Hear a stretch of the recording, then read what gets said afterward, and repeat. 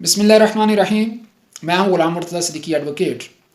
आज हम बड़े अहम मौजू पर हम गुफ्तगू करने जा रहे हैं और आज हम बात करेंगे west Pakistan family codes act 1964।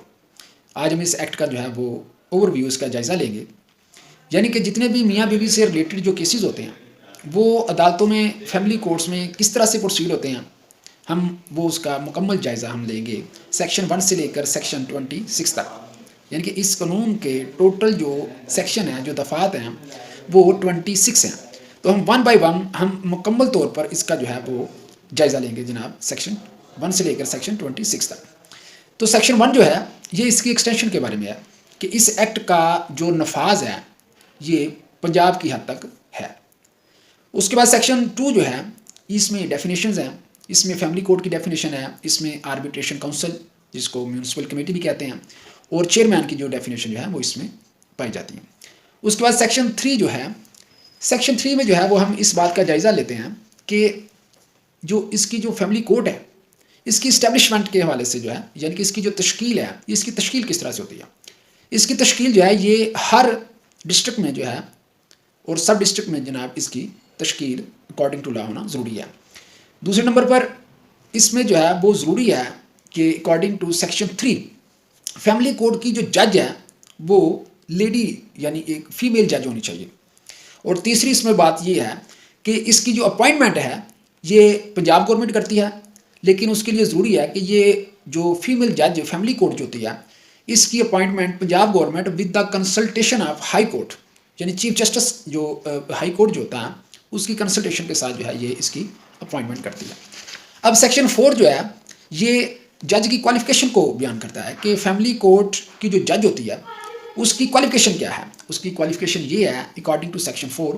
कि वो डिस्ट्रिक्ट जज बनने की अहल हो, वो एडिशनल सेशन जज बनने की अहल हो, वो सिविल जज बनने की अहल हो, इवन कि वो काजी अपॉइंटमेंट हो सकती हो।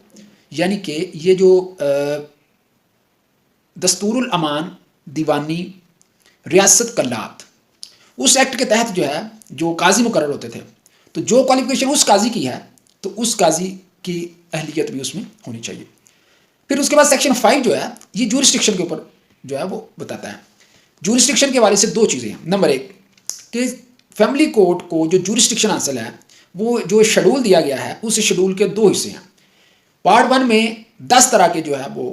दावाजात जो है वो उनको बयान किया गया है, जबकि शेड्यूल 2 जो है वो उसमें क्रिमिनल केसेस यानी कि जो पाकिस्तान पिनल कोड के वो मखसूस जो है वो उसमें सेक्शन जो है वो उसकी जूरिस्डिक्शन जो है वो इनको दी गई है। उसके बाद सेक्शन 6 जो है ये प्लेस ऑफ सिटिंग के बारे में है कि ये कोड जो है ये कहाँ पर जो है ये बैठेगी। तो इसकी जो कॉन्स्टिट्यूशन है कोर्ट की प्लेस ऑफ सिटिंग के हवाले से इसका फैसला जो है ये पंजाब गवर्नमेंट जो है वो करेगी, वो जहाँ पर चाहे वो ये इस कोर्ट को जो है वो तश्कील पा सकती है। अब सेक्शन 7 जो है ये इंस्टीट्यूशन ऑफ सूट्स के बारे में है। अब फैमिली जो केस होता है, फैमिली दावा जो है ये प्लेंट की सूरत में या प्रिस्क्राइब्ड जो तरीकाकार बयान किया जाए उसके मुताबिक जो है ये दावा दायर होता है। तो अमूमी तौर पर जिस तरह सिविल कोर्ट में जिस तरह से प्लेंट फाइल की जाती है, इसी तरह से फैमिली कोर्ट में भी जो दावा दायर किया जाता है वो प्लेंट की सूरत में दायर किया जाता है। और उसमें जो है वो आप अपने जो जितने भी कंटेंट में जो है वो जो मटेरियल ऑफ इश्यूज़ हैं, जो सब्जेक्ट मैटर है, जो मबैन फ्री कैन मियाँ बीवी के दरमियान जो इश्यूज़ हैं उनकी डिटेल जो है वो सारी उसमें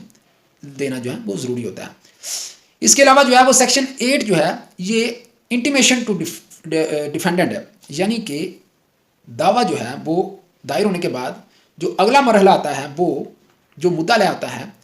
उसको इतला देने के बारे में है। तो इसकी जो इतला के लिए ज़रूरी है कि कोर्ट जो है 15 दिन से ज़्यादा की तारीख जो है वो नहीं डाल सकती। सेक्शन 8 के तहत जो हियरिंग की जो फर्स्ट डेट है वो 15 दिन से ज़्यादा नहीं होनी चाहिए। और थ्रू नोटिस जो है ये जो फैमिली कोर्ट जो है वो नोटिस जो है वो भेजती है। दो चीज़ें होती हैं, एक समन होता है और एक नोटिस होता है। सिविल केसेस में समन जारी होता है, ये बात याद रख लें कि सिविल केसेस में समन जारी होता है जबकि फैमिली केस में नोटिस जारी होता है। तो इसके साथ साथ सेक्शन 8 के तहत जो है वो सेम डे कोर्ट जो है वो अखबार इश्तिहार का भी ऑर्डर कर देगी। तो वो बजरिया न्यूज़पेपर जो है वो प्रोक्लेमेशन का भी ऑर्डर साथ में कर देगी, तो साथ में नोटिस भी जाएगा और इसके साथ साथ जो है वो अखबार में इश्तिहार का भी कोड ऑर्डर कर देती है। अब सेक्शन 9 जो है वो ये कहता है कि जब जो डिफेंडेंट है, मुद्दा जो है, जब उसको इत्तला हो जाती है तो फिर जो है वो सेक्शन 9 के तहत जो है वो उसने जवाब दावा दाखिल करना होता है। जवाब दावा दाखिल करने का जो टाइम होता है वो 15 दिन होता है। जब जो मुद्दा जो है वो अदालत में पेश हो जाता है तो फिर जवाब दाखिल करने की जो तारीख जो है वो ज़्यादा से ज़्यादा 15 दिन है, कि 15 दिन के अंदर अंदर डेट ऑफ अपीयरेंस से जो मुद्दा जो है उसने जवाब जो है वो दाखिल करना उसके लिए नहायत ज़रूरी है। अगर जो है वो 15 दिन के अंदर जो है वो अगर जवाब दावा दाखिल नहीं करता तो फिर जो है वो कोर्ट को इख्तियार हासिल है कि वो उसका जो है वो राइट ऑफ डिफेंस जो है वो स्ट्रक ऑफ कर दे। तो सेक्शन 9 उसका sub section 5A, section 9 sub section 5A ये कहता है कि जो 15 दिन की जो डेट दी गई है जवाब दाखिल करने के लिए, अगर 15 दिन के अंदर जो मुद्दा है वो जवाब दावा दाखिल नहीं करता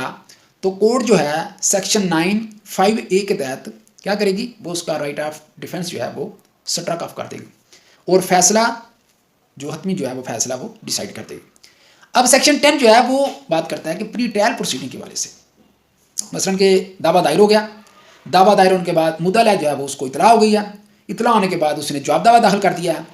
जब जवाब दावा दाखिल हो गया है तो सेक्शन 10 जो है वो ये प्रोसीजर बयान करता है कि कोर्ट के लिए ज़रूरी है कि वो प्री ट्रायल प्रोसीडिंग करे, यानी कि वो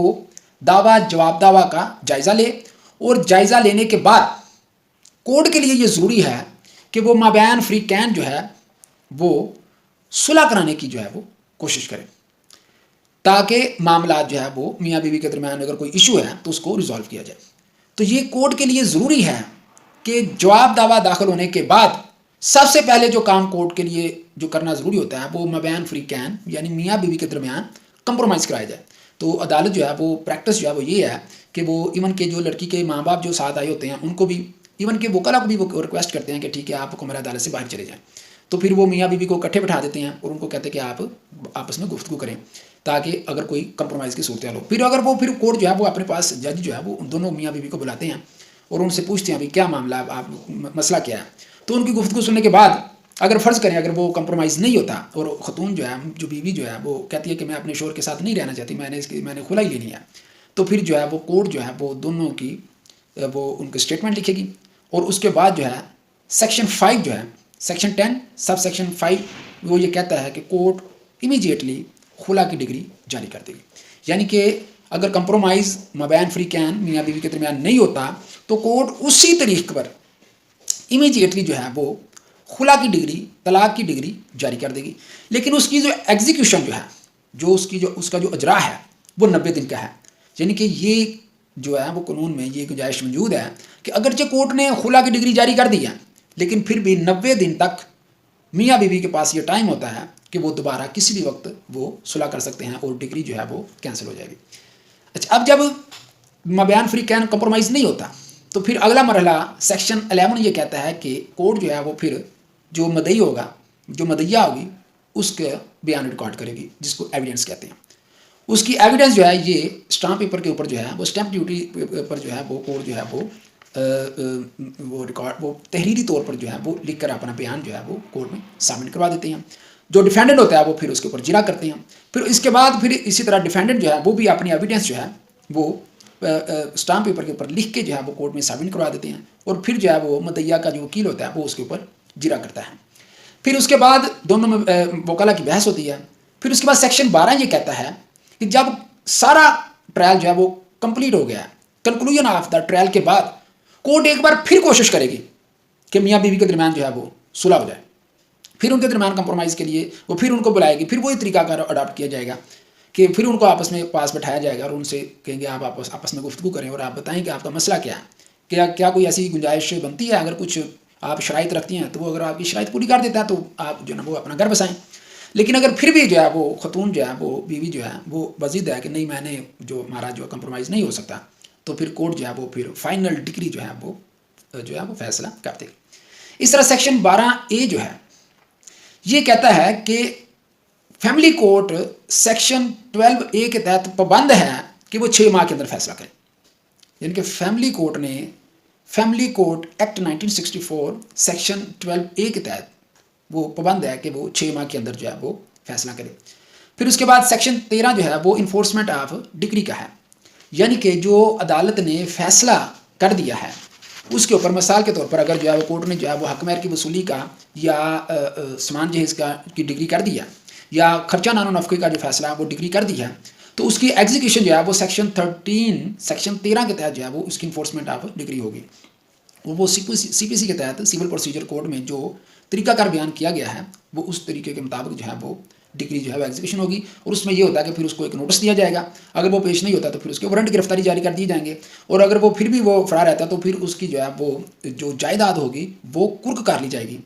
और फ़र्द तालिका जो है वो जो डिक्रीदार जो है वो अदालत में लाकर वो जमा करेगा और पेश करेगा, और कोर्ट जो है वो फिर उसकी अटैचमेंट की और उसकी जो सेल जो है वो उसको करने की, उसकी एक्शन जो है ना उसकी नीलामी का हुक्म देगी, और वो फिर वो नीलामी के बाद उसकी जायदाद जो है चाहे वो मूवेबल हो चाहे वो इमूवेबल हो वो उसको फ़रोख्त करके वो उसके जो खर्चा जो है जो मदैया का बनता है वो उसको अदा करेगी। अब इसके बाद सेक्शन जो 14 है वो कहता है कि अब फैसला हो गया, अब उसके खिलाफ अपील जो है वो कहाँ होगी। सेक्शन 14 के तहत डिस्ट्रिक्ट कोर्ट में जो है वो फैमिली कोर्ट के फैसले के खिलाफ अपील होगी, लेकिन उसमें सेक्शन 14 के तहत उसमें जो सब सेक्शन 2 है वो बताता है कि किन किन केसेस में या कौन से ऑर्डर्स हैं जिनके खिलाफ अपील नहीं हो सकती। नंबर 1, अगर कोर्ट जो है वो खुला की डिग्री जारी कर दे तो खुला के खिलाफ शोहर जो है वो अपील नहीं कर सकता, वो हतमी और कतई फैसला होता है जो फैमिली कोर्ट खुला का ऑर्डर कर देती है। फिर इसके बाद दूसरी चीज़ जो होती है वो अगर 1 लाख रुपए तक जो हक महर है या समान जहेज है तो 1 लाख रुपए तक जो है वो कोर्ट जो है वो उसके खिलाफ हुक्म के खिलाफ जो है वो अपील नहीं हो सकती। तीसरी चीज़ जो है वो ये है कि 5,000 रुपये या इससे कम का जो खर्चा नानो नफ़क़ा का ऑर्डर किया है कोर्ट ने, इसके खिलाफ भी अपील नहीं हो सकती। और इसके अलावा सब सेक्शन 3 जो है